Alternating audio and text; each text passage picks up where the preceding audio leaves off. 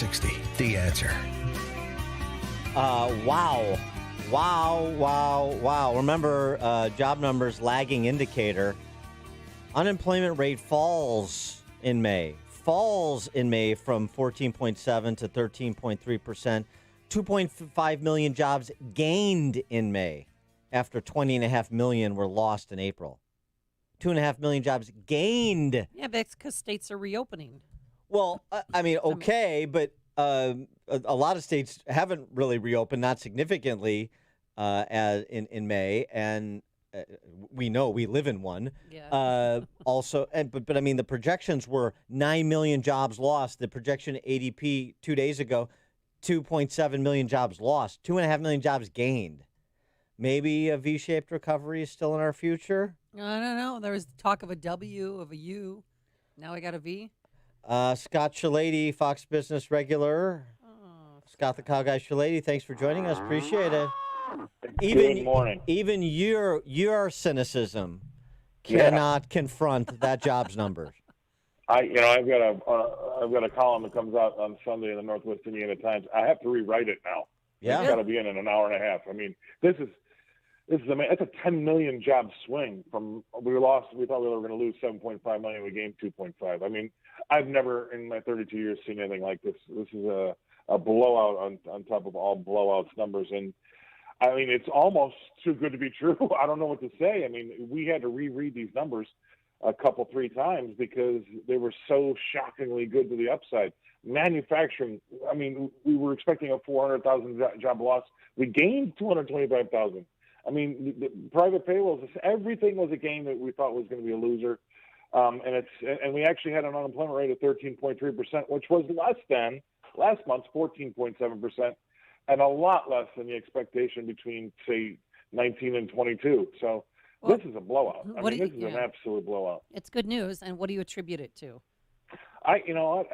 It's when you have numbers that are this different than what as they say, the experts expected.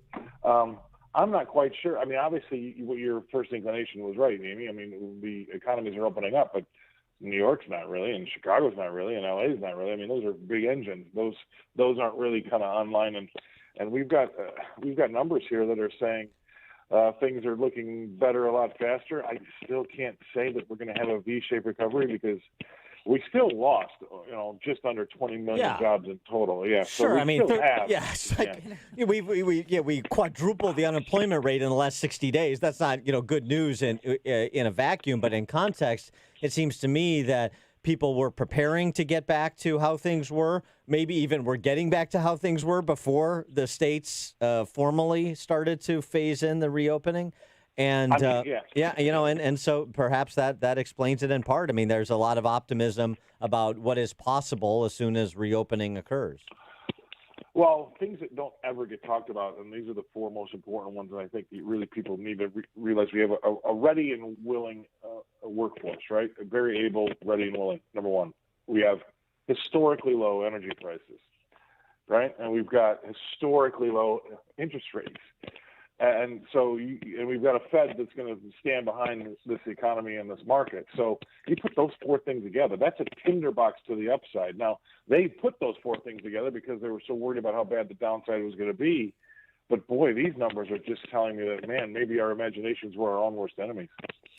Well, yeah, you have to be more of an unbridled optimist like myself. I hope this is a lesson to you. Both of you, too. Optimism. Yeah, the best comment I got this morning from some pretty people that, they know what's going on. And they say, they really love this country, but they just can't stand the people in charge. Yep. And this is the culmination of billions of individual decisions that make us great every single day. So that's I think that says it all. I mean, we've got a bunch of Americans out there on a day-to-day basis that are doing the right thing, making the right decisions, in spite of the ball and chain governor-mayor situation that a lot of these big states are facing. And this is what you get. So the market's just shot up another 2% on the back of that. points. Right. Yeah, and we also saw over in Europe, some European countries come to the plate and stimulate their economies as well. So today's a Tinderbox Friday. So I guess it makes me feel better. I mean, I don't want to have the world in a kerfuffle, but at the same time, you're right, Dan. I mean, we still lost almost 20 million jobs. Well, there is going to be some damage, and it's not going to be able to get back to. I mean, we were at 29 and change when we were looking at the Dow when we were at the highs of the year. We're at 26.9 right now, so we're just under 3,000 points away. But I mean, we still have a lot of work to do. But this is fantastic news in the short term. no question, and maybe one of the incentives to get back to it, Datax, statistical firm, research firm, 58.6% of retail rents were paid in May, which means 41% of retail rents weren't paid in May. And if they want to go back to their businesses, and not to mention the exposure for commercial real estate interests, boy, you can't have 40% of people not paying rent. You can't have 40% of vacancies. And so, this is all the more incentive to get things going again, the numbers like that. Yeah, and you can't have the governors mandating that you can only have 25 to 50% of your capacity, too, because that's just saying you can only have 25 to 50% of your revenues, but you still have to pay 100% of your overheads, and it looks like 41% of people didn't pay their overheads.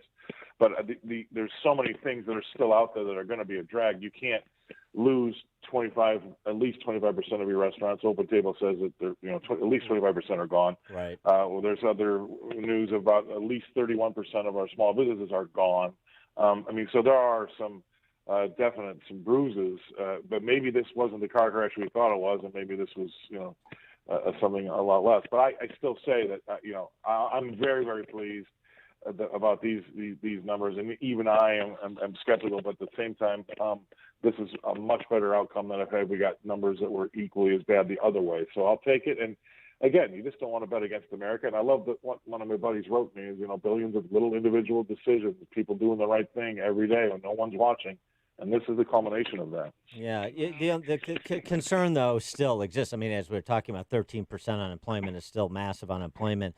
And the real concern is that you're going to have substantial unemployment for many months, if not years to come, because you're going to have a lot of businesses, as they're retooling their businesses and allowing for distance working and so forth, that are just going to need fewer people. And so it's not going to snap back for many people. And a lot of those people, because they're a lot of the great percentage of the unemployed, 40% of the unemployed making under $40,000 a year, a lot of those people are not going to have jobs to come back to immediately.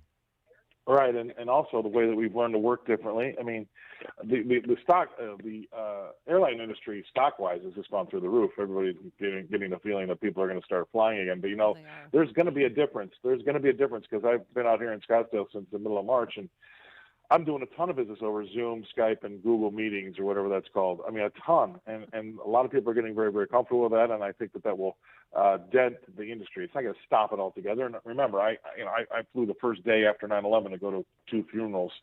I lost 5 guys in the World Trade Center, and I remember the feeling of no one's going to ever want to fly again. Well, 10 years later, we were at all-time record highs as flying, and I thought no one's ever going to want to build a skyscraper again. And it wasn't that many years later that we were building skyscrapers taller than the World Trade Center. So we will heal and we'll get back, and it will be okay. It's just that the big question is, how long does that take? And this number is telling us it's probably not going to take as long as we thought, but there still is definitely some damage. Now, University of Chicago came up with a study saying that 40% of the people that lost their jobs are not going to get their jobs back. Do you believe that, or do you think that's more fake news? No, I mean, I think there's some deep wounds. I mean, it was a stab wound. That's why nobody really knows. It wasn't something that was topical. You could see the damage. This was deep and dark. So we still are plumbing the depths of how bad it might be. And I think, number one, the change in the way we do business is going to hurt some people, but that will even out over time. But right away, it's going to be bad. And then you just can't restart an engine, a $20 trillion economy.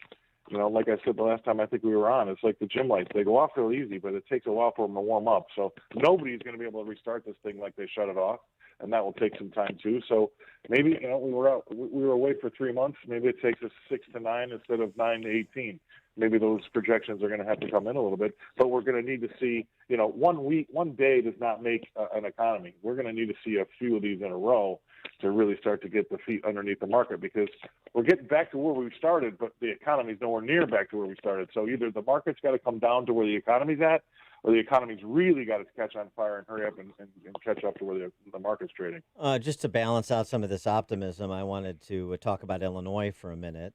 That'll always Hey, look at he's laughing already. You haven't even asked the question. throw a wet blanket on any discussion that's optimistic. Illinois breaking the seal, and shame on the Fed for allowing them to access the Federal Reserve's municipal liquidity facility, borrowing $1.2 billion. And Illinois is going to pay 3.82% for $1.2 billion of one-year GO bonds. Well, I mean, there was an interest rate play. They could borrow the money a lot cheaper there than they could in the public sector. So, which is to say they couldn't in the open market. Well, you're going to be a little bit more kind than I will. Yeah, exactly. Or I'll be more kind. Look, if you're an actuarial accountant and you take a look at the numbers that Chicago and Illinois are, I mean, it's over. I mean, I don't really know how everybody's just listening to the band on the Titanic play right now, and the reality of the situation is dire. So there isn't really, there's really no way out, and that's the problem. We're all just rearranging the deck chairs and waiting for this thing to sink, and I don't know what has to happen to have people come up to that realization. But you know what? Going and borrowing that money is not going to give anybody any confidence, and I think it'll actually spur on residents to try to leave.